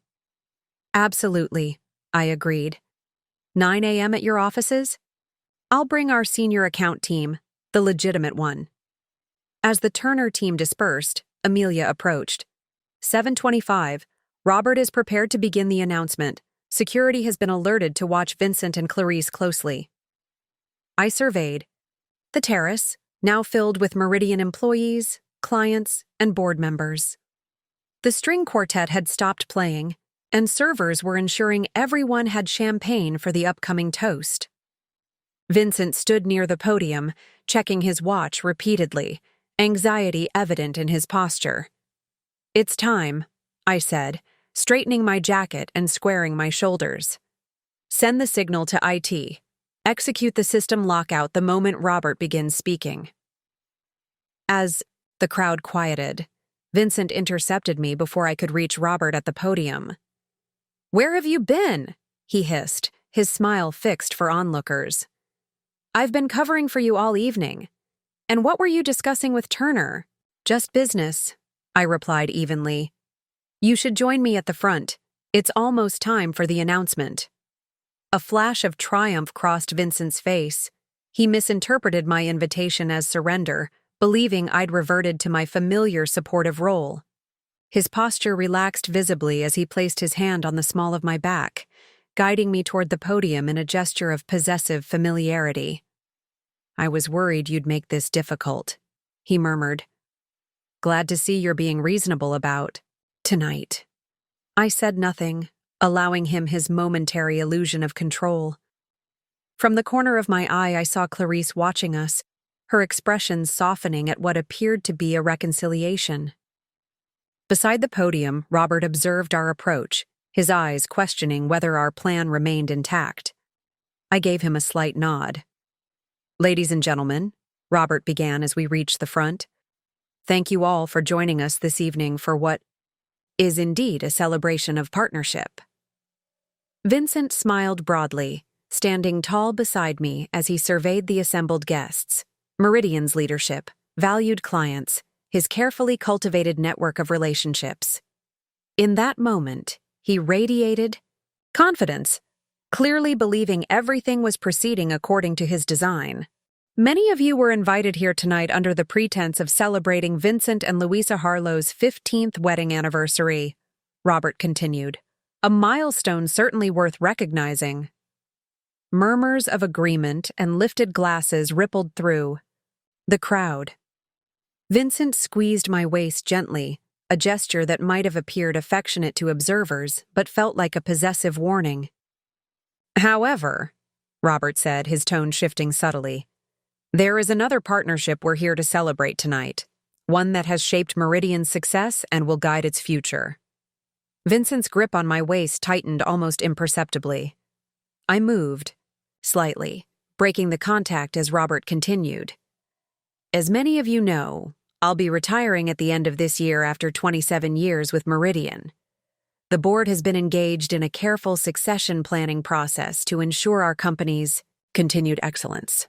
Vincent stepped forward slightly, his body language suggesting readiness to receive an expected honor. I watched as he adjusted his tie and straightened his shoulders, a peacock preparing to display his plumage. "Before I make the official announcement," Robert said, "Vincent has asked to say a few words about his 15-year journey with Louisa, both personally and professionally." This was the moment we'd strategically added to the program, an opportunity for Vincent to fully incriminate himself before the revelation. Robert handed over the microphone with a practiced smile, stepping back as Vincent took center stage. "Thank you, Robert," Vincent began, his voice warm and confident. 15 years ago, I made the best decision of my life, both personally and professionally." He turned to me with a practiced smile. "Louisa has been my partner in every sense of the word, supporting our vision for Meridian, maintaining the operational excellence that allows creativity to flourish." The crowd smiled appreciatively at what seemed like a loving tribute. Only those closest to the podium might have noticed the slight tightening around my eyes as Vincent continued to script a reality that had never existed. "Tonight marks not just our anniversary, but a new beginning," Vincent declared, his voice rising with apparent emotion. "A new chapter for us, for Meridian, and for the incredible partnerships we've built together." He raised his glass, the perfect image of a successful executive at the height of his powers, unaware that his empire was already crumbling beneath his feet. To partnerships, transformation, and exciting new horizons. The crowd echoed his toast, glasses raised in celebration of what they believed was a touching anniversary moment. Vincent turned to me, expectation clear in his eyes, waiting for me to play my part in this charade one final time before Robert's announcement presumably elevated him to new heights. The false resolution hung in the air between us, a bubble of illusion moments from bursting. As the applause for Vincent's toast faded, Robert stepped forward to reclaim the microphone. The moment had arrived. "Thank you, Vincent, for those words about partnership," Robert said. "Partnership indeed forms the foundation of Meridian's success. Partnership built on trust, integrity, and shared vision." Vincent nodded in agreement, still basking in what he believed was his moment.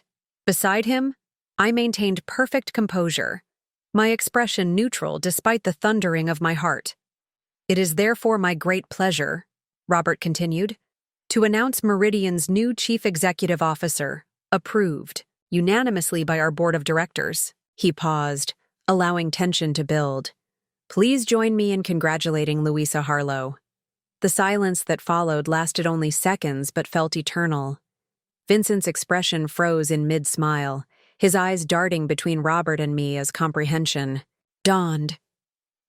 Around us, surprise rippled through the crowd, followed by scattered applause that quickly built into enthusiastic celebration. Robert turned to me, presenting an elegant wooden box. "Louisa, this pen has been passed to each CEO of Meridian since our founding. It represents our commitment to integrity in every signature, every agreement, every promise we make." As I accepted the pen, Vincent finally found his voice. "There must be some mistake," he said, the words clearly audible despite his attempt at a whisper. Robert ignored him, stepping back as I moved to the microphone. The applause continued, led enthusiastically by James Turner and the board members who were fully briefed on the situation. "Thank you all for being here tonight. As Robert mentioned, this evening marks several significant transitions," I began. "First, I want to acknowledge Robert's extraordinary leadership. His mentorship has been invaluable, preparing me to guide Meridian into its next chapter." Vincent remained frozen beside me, his public persona battling with the shock and fury I could see building behind his eyes. "I also want to address what many of you believed was the primary purpose of tonight's gathering," I continued. "My marriage to Vincent is indeed reaching a milestone, though not the celebration we had anticipated. Vincent and I will be separating, a decision that predates my appointment as CEO." Murmurs spread through the crowd. Clarice, standing near the back, visibly paled, her hand rising to touch the diamond bracelet at her wrist. "As we move forward, Meridian remains committed to the highest standards of ethical business practice, client service, and organizational integrity. These values will guide every aspect of our operations, without exception." "Finally," I said, "I must address one immediate organizational change. Effective immediately, Vincent Harlow is no longer employed by Meridian Technologies." The shocked silence that followed was absolute. Vincent's facade finally cracked completely, his expression contorting with rage. "This is absurd," he sputtered, reaching for the microphone. "You can't—" I smoothly retained control. "This decision follows the discovery of serious financial improprieties, including unauthorized personnel actions, misappropriation of company resources, and preparation to divert Meridian clients to a competing venture established in secret." Gasps erupted throughout the crowd. Clarice's expression shifted from confusion to horror as comprehension dawned. Security personnel moved closer to Vincent, whose complexion had grown alarmingly red. "This is a personal vendetta," Vincent declared, loudly. "She's retaliating because of our marital issues. The evidence was reviewed and verified by our legal team and board of directors. This is not personal, Vincent. It's fiduciary responsibility." "You planned this," he accused, his voice rising. "Set me up to humiliate me publicly."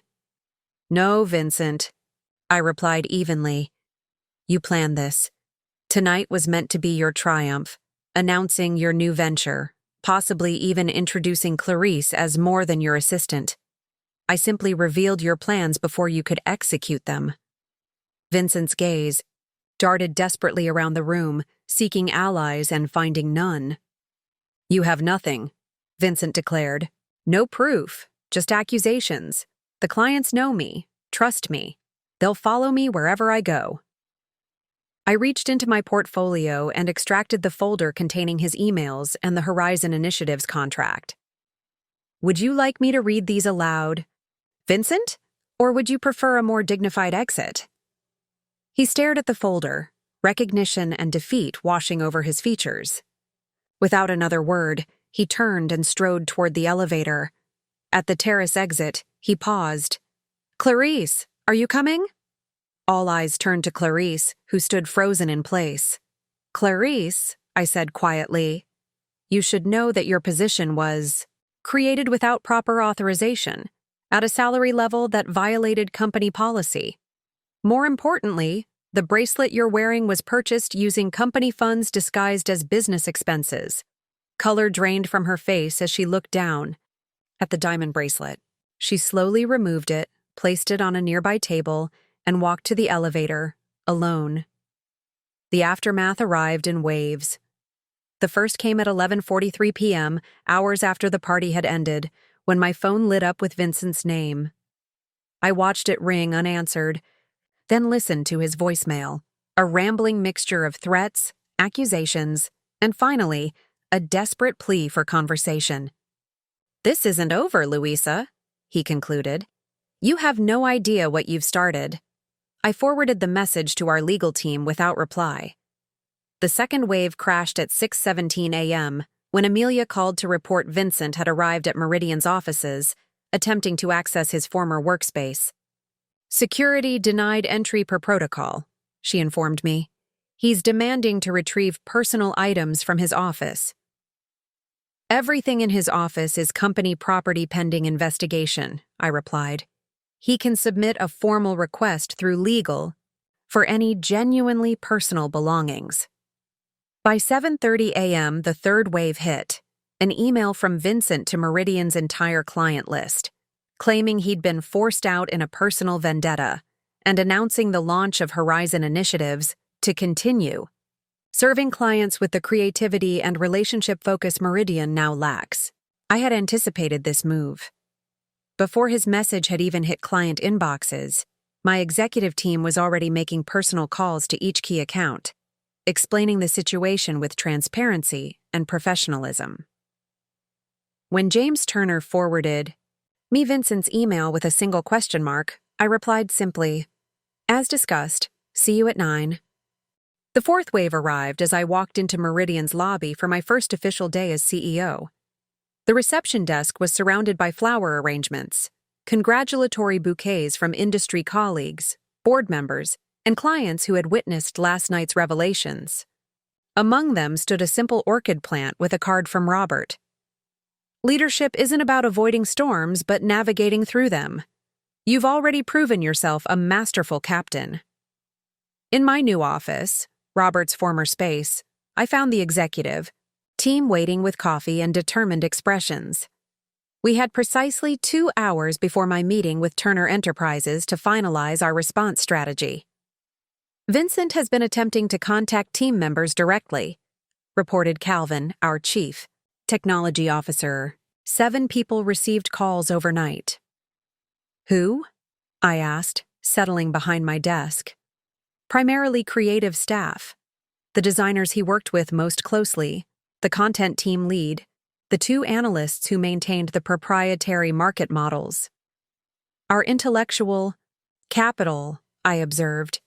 "Has anyone responded?" "No," Amelia interjected. "They all reported the contacts immediately per the communication we sent yesterday. The legal reminder about confidentiality agreements was quite effective." I nodded, unsurprised. Vincent had always undervalued the loyalty that comes from treating people with respect. While he'd cultivated client relationships assiduously, he'd treated Meridian's staff as interchangeable resources. "What about Clarice?" I asked. "Applied for unemployment benefits this morning," Amelia replied. No communication with Vincent that we can detect. She's scheduled for an exit interview Wednesday.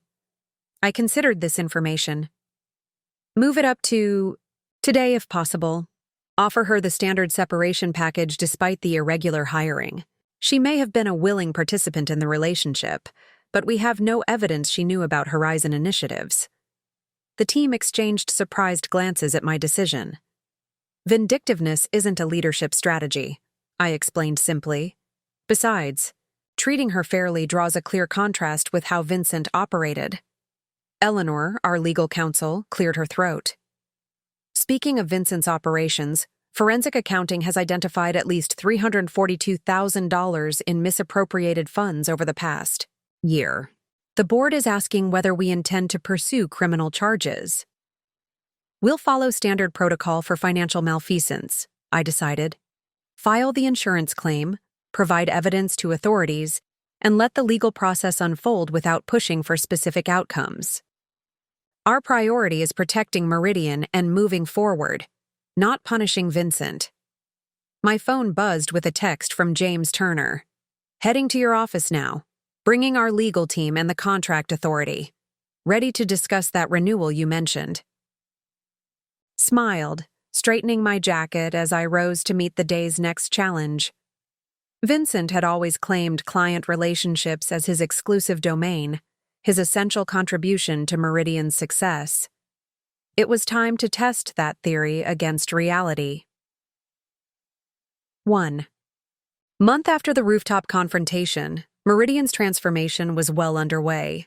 What Vincent had intended as our anniversary celebration had instead become my professional rebirth, the night marking both the end of my marriage and the beginning of my leadership.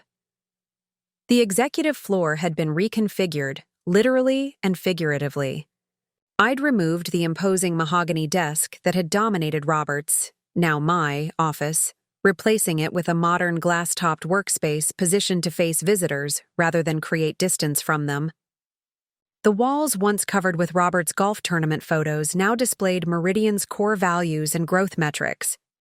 Most significantly, I'd removed the door between the CEO's office and the adjacent space, formerly Vincent's domain as marketing director. That area had been converted into a collaborative strategy room, with transparent glass walls symbolizing the open communication I intended to foster. The architectural changes are just phase 1, I explained to the board during our monthly meeting. The organizational restructuring is nearly complete. Calvin Reed nodded approvingly as he reviewed the updated org chart. Interesting approach. You've eliminated the marketing director position entirely. Not eliminated, redistributed, I clarified. The traditional hierarchy concentrated too much authority in a single role, creating vulnerability when that person left. The new structure distributes client relationships across 4 senior client partners, each supported by integrated creative and strategic teams. Eleanor Wright tapped her pen thoughtfully. And the financial impact of this restructuring? I nodded to Amelia, who advanced to the next slide. Personnel costs have increased by approximately 3%, primarily due to well-deserved promotions for team members who had been undervalued and underpaid in the previous structure. However, client retention is at 97%, and we've already secured 2 major new accounts that will offset those costs within the quarter. And Horizon initiatives? Calvin asked. Any further developments? Their launch has been indefinitely delayed, I replied. Without Meridian's client contracts, proprietary models, or staff talent, Vincent has struggled to establish credibility. 2 potential investors have withdrawn after learning of the circumstances surrounding his departure. I didn't mention the most personal consequence, that our divorce had been finalized with remarkable speed, Vincent agreeing to all terms rather than risk further exposure of his financial manipulations. As the board meeting concluded, Calvin asked me to remain behind. When we were alone, he settled into the chair across from my desk, his expression thoughtful. 1 month in, and you've already reshaped Meridian more thoroughly than most CEOs manage in a year, he observed. The team seems energized. Clients, are satisfied, and financial projections are strong. Yet I sense something unresolved. Unresolved in what way? Vincent. He said simply, the personal aspect of this transition. How are you really doing, Louisa? The question caught me off guard. In the whirlwind of professional responsibilities, I'd compartmentalized my personal feelings about Vincent's betrayal. I'm processing it, I admitted. The professional betrayal was actually easier to address than the personal one. Clear protocols, concrete evidence, definitive actions. The emotional aspects are messier. I've been through divorce myself, Calvin said. Even when it's unquestionably the right decision, it carries grief for what might have been.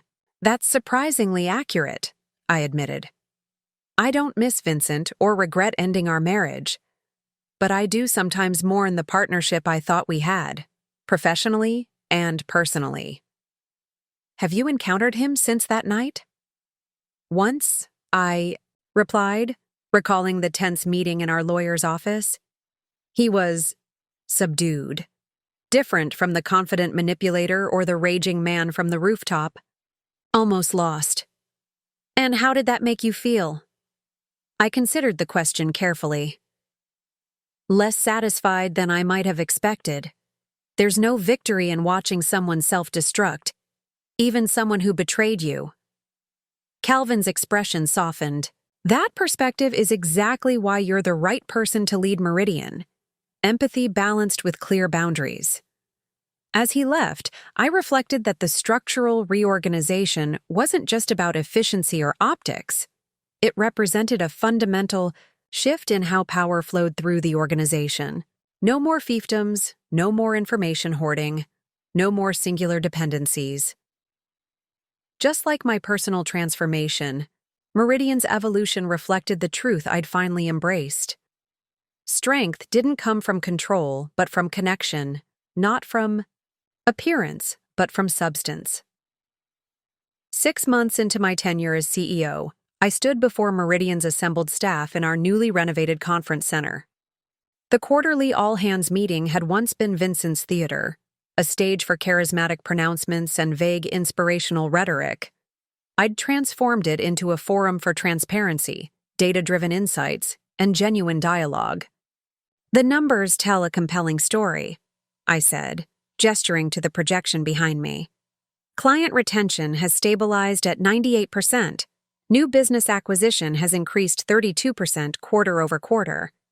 Employee satisfaction metrics show improvement across all departments, with particular strength in creative teams.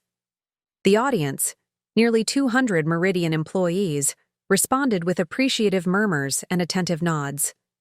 These weren't just abstract statistics. They represented their daily work and collective achievement. But the impact extends beyond spreadsheets, I continued, switching to a slide showing industry headlines. Meridian sets new standard for agency transparency. How Louisa Harlow's leadership reinvented client relationships. Women in leadership.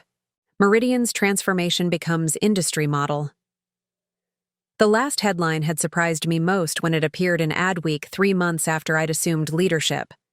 I hadn't set out to become a symbol of women's advancement in our industry, yet the dramatic circumstances of my appointment had inevitably cast me in that role. Our structural changes have attracted attention beyond our client base, I acknowledged. 3 major agencies have reorganized their client service models following our lead. 2 industry associations have adopted ethics guidelines inspired by our new transparency protocols. And 11 former employees have reached out about returning to Meridian, citing our cultural transformation. I paused, allowing the significance to register. Vincent's departure, painful and dramatic as it had been, had created ripples extending far beyond our company walls. Most significantly, I continued, we've received an unprecedented number of applications from women and minorities seeking leadership roles at Meridian. Our new associate leadership program has drawn candidates who tell us they previously wouldn't have considered us because of perceived old guard barriers to advancement.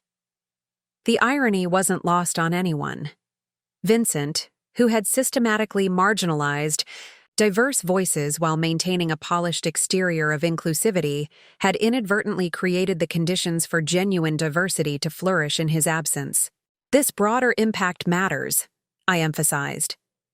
Not just for Meridian's reputation, but because it reflects the authentic values we're now living daily. Each of you has contributed to this transformation through your commitment, creativity, and courage during a challenging transition. As I opened the floor for questions, I recognized faces that had once been relegated to back rows and support roles, talented individuals whose contributions Vincent had minimized or overlooked. Many now led key initiatives, their expertise finally recognized and rewarded. The broader impact of Meridian's transformation wasn't just statistical or structural. It was deeply human. People who had once dimmed their light to survive in Vincent's shadow were now illuminating our path forward with their brilliance. Our story had resonated throughout the industry because it reflected universal experiences. Nearly every company had its Vincent, charismatic figures who built empires on charm while stifling genuine talent around them. Our transformation offered a blueprint for what could happen when substance triumphed over style, when collaborative strength replaced individual dominance. Industry publications had requested interviews about our revolutionary approach to creative leadership. 2 business schools had developed case studies on our restructuring. A national conference on workplace equity had invited me to deliver a keynote address on dismantling hidden barriers to advancement. None of this had been my goal when I confronted Vincent that night on the rooftop. I had simply sought to protect Meridian from his betrayal and claim the leadership role I'd earned. Yet the ripples of that confrontation had grown into waves of change extending far beyond our company. And somewhere in that revelation, I found the final healing of my own wounds, not in Vincent's downfall, but in the flowering of potential his departure had unleashed. 1 year to the day after the rooftop confrontation, I found myself again on Meridian's terrace, though the space had been transformed. Gone were the formal seating arrangements and stiff corporate ambiance, replaced by comfortable conversation areas and vibrant greenery. Where Vincent had once planned our anniversary celebration, employees now gathered regularly for collaborative sessions and casual conversations. I stood at the edge, watching the sunset paint the city skyline in shades of amber and gold. The symbolism wasn't lost on me. Light emerging after darkness, clarity after confusion. "Penny for your thoughts," came Robert's familiar voice as he joined me at the railing. Though officially retired, he remained a valued advisor and friend. "Just reflecting on the year," I replied. "It feels both longer and shorter than 12 months. Robert nodded, understanding without explanation. Time bends around significant transformation. You've accomplished extraordinary things, Louisa. Meridian had indeed transformed under my leadership. Our client portfolio had expanded by 27%. Our workforce had grown, diversified, and reported unprecedented satisfaction. The industry recognized us as innovators in both structure and culture. I received a LinkedIn request from Vincent yesterday, I said, surprising myself by sharing this detail. First contact in nearly a year. Robert raised an eyebrow. Did you accept? No, I replied, but I did look at his profile. He started over. Small consultancy in Phoenix, modest client list. His summary mentions lessons learned and authentic leadership. Do you believe it's genuine? I considered the question carefully. I'm not sure it matters. His journey is his own now, separate from mine, separate from Meridian's. We stood in comfortable silence, watching the colors deepen across the horizon. A year ago, Vincent's betrayal had consumed my thoughts. Now, he occupied barely a footnote in the story I was writing. What surprised you most? Robert asked. About the past year? That the hardest part wasn't dealing with the aftermath of Vincent's actions, I answered honestly. It was confronting how long I'd allowed myself to be diminished, professionally and personally. Recognizing my own complicity, In accepting limitations others imposed. Robert nodded thoughtfully. We often tolerate what we believe we cannot change until something forces us to see possibilities beyond our constructed boundaries. The rooftop confrontation didn't create my strength, I reflected. It simply revealed what was already there, hidden beneath years of compromise and accommodation. Below us, employees began gathering for the anniversary celebration we'd planned, marking Meridian's successful transformation and bright future. Unlike Vincent's elaborate charade, this was an authentic celebration, grounded in shared achievement, rather than deception.